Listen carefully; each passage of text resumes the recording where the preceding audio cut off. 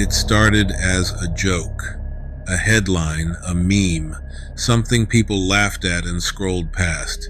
And then January 2026 happened. Reports of explosions in Caracas, the capture of Venezuela's president during a U.S. operation, and suddenly a phrase that hadn't mattered in 200 years was everywhere again. They called it the Donroe Doctrine. And here's the part that actually matters. If you live anywhere in the Americas, this policy isn't abstract. It isn't theoretical. It applies to you. You're listening to Nightshift Chronicles, stories for those still awake and watching what changes while the world sleeps. Stay curious and stay with us. So first things first, why Donroe? The name itself didn't come from a law or a treaty.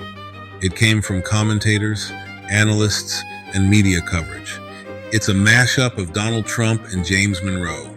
Donroe used to describe how openly the Trump administration began invoking the logic of the Monroe Doctrine again.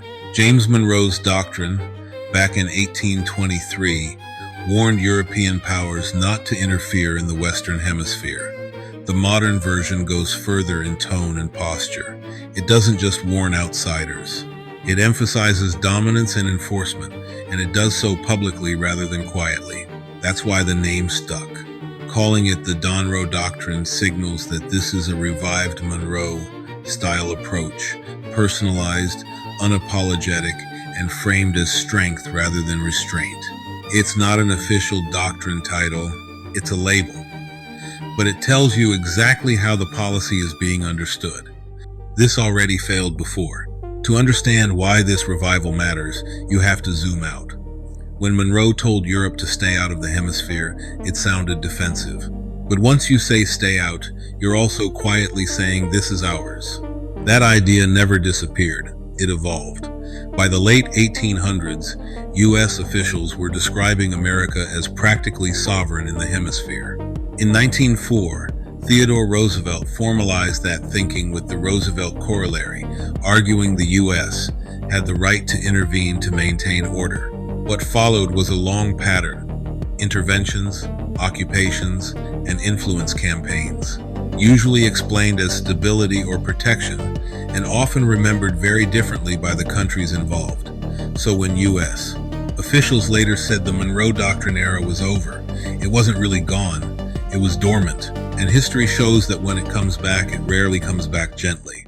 Fast forward to now. For decades, American dominance in the hemisphere was implied, carefully worded, and softened by diplomacy. In 2026, that tone changed. A new national security posture openly described the world in terms of spheres of influence. Inside the American sphere, outside involvement, especially from geopolitical competitors, was framed as a security threat rather than a diplomatic concern. That shift alone was controversial. Then came Venezuela. In early 2026, U.S. forces carried out an operation that resulted in the capture of President Nicolas Maduro. The administration publicly framed the move in terms of hemispheric security and order, referencing Monroe-style logic. This wasn't proxy pressure or behind the scenes maneuvering. It was escalation, visible, direct, and unmistakable. And once that line is crossed, every government in the hemisphere starts reassessing where it stands. What's easy to miss is that the Donroe Doctrine isn't just about troops or territory. It's also about resources and supply chains, oil, lithium, rare earths, and access. The future runs on batteries, and a significant share of the materials that power that future come from the Americas. Under this new approach, economic policy becomes leverage. Trade access, tariffs, and sourcing rules are used to shape behavior. If you want access to the U.S. market, alignment matters. If resources flow toward competitors instead, economic pressure follows. No tanks, no missiles, just tariffs and silence. This is economic warfare doing the work military force used to do. Quieter, harder to resist, and easier to justify as policy. Then there are the conversations that used to sound like jokes. Greenland, for example. A few years ago, talk of United States interest sounded absurd. Today, it's openly discussed as a strategic issue. Arctic routes, mineral access, and long-term security positioning. Nothing has been annexed. No treaties have changed.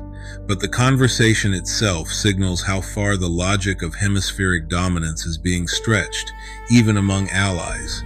The same applies to renewed scrutiny of global choke points like the Panama Canal. While there is no takeover or seizure, rhetoric has shifted toward supervision, access, and priority. Because in strategic thinking, controlling movement is controlling power. And at some point, security starts to look a lot like isolation, not just from rivals, but from partners as well. None of this is new. In the 1950s, the United States had enormous influence in Cuba. The economy was strong, American presence was everywhere, and the resentment was easy to miss. Until it wasn't. Control without consent doesn't create loyalty. It creates memory, and memory lasts longer than bases. In Nicaragua, repeated interventions produced resistance, retaliation, and decades of hostility.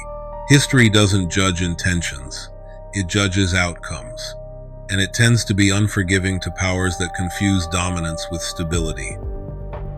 So now the name makes sense. The Donroe Doctrine isn't a legal term, it's a warning label. It tells you, this is Monroe. Era hemispheric thinking revived, personalized, and enforced more openly than before. In 1823, America wanted to be left alone. In 2026, America wants to be left in charge. The hemisphere may feel more controlled, but history always asks the same question in the end. Did America close the gate, or lock itself inside? Thanks for staying with Nightshift Chronicles. If you want more historical stories that still shape the world you're living in, there's a full playlist waiting. Moments where old decisions quietly turned into modern consequences.